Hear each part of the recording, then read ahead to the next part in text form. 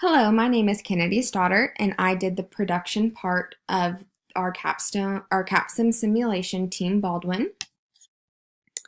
So I am going to go ahead and go down to my part, which was production, like I said. So I'm just going to briefly go through each round and discuss with you what our strategy was.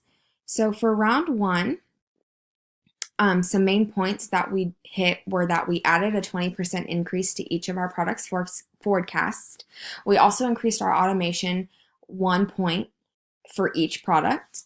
We increased our capacity on each product as well. And we added a new product called Bump, and we increased that automation from 0 to 3, and we moved that capacity up to 300 units. For round two, we did a 20% increase on each item's forecast. We also increased the automation point 5 points, and we moved Bump up to 1.0 so that we were even with the rest of the products. We also increased our capacity to the high end on all of our traditional products. For rounds 3 and 4, kind of the same thing as before, for rounds 3, we increased our products 20% from the forecast, but we increased Baker 23% because we were projected to sell more in that category. We also increased our automation 0.5 units. Again, we added 1.0 to Bump, and we raised our capacity on only products Bump and Buddy. On round 4, we increased each product again 20%. Baker, we increased 18% from forecast. We thought we were going to sell more, so that's why we raised it up in round 3. We didn't end up selling as much, so we lowered it back down to 18. We also increased our automation on Baker and Buddy only 0.2%. We increased our capacity on Buddy only that round. On rounds 5 and 6, on round 5, we increased 18% on Baker and Bold. We added 20% to all of our other products. We didn't sell as much of Baker and Bold, so that's why we did the 18%. We sold out of the rest of our products, so that's why we did 20%. We added our capacity to each product except for Bid. We added automation to our new product, Bedlam, which we added that round. And we dropped our complement to 98%. On round 6, we increased Buddy to 18% and the rest of the products 20%. We also added capacity to each product except for Bold, and we added automation to our new product, Blood.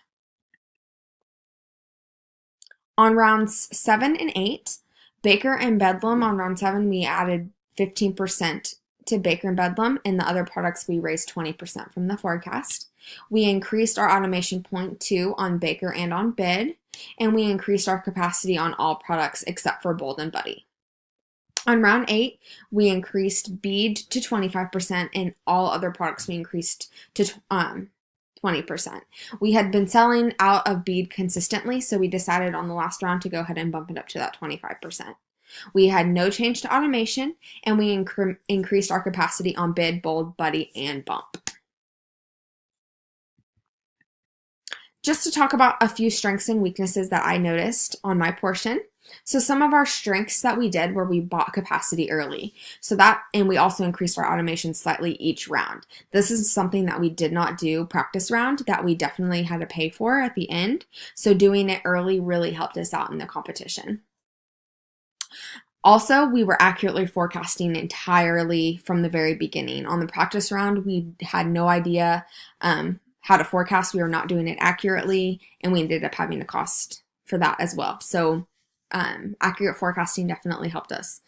Some weaknesses were that we bought too much capacity towards the end, and we had too much extra inventory on certain products because we thought that they were just going to sell out and they were just the best of the best, and we definitely didn't accurately read that.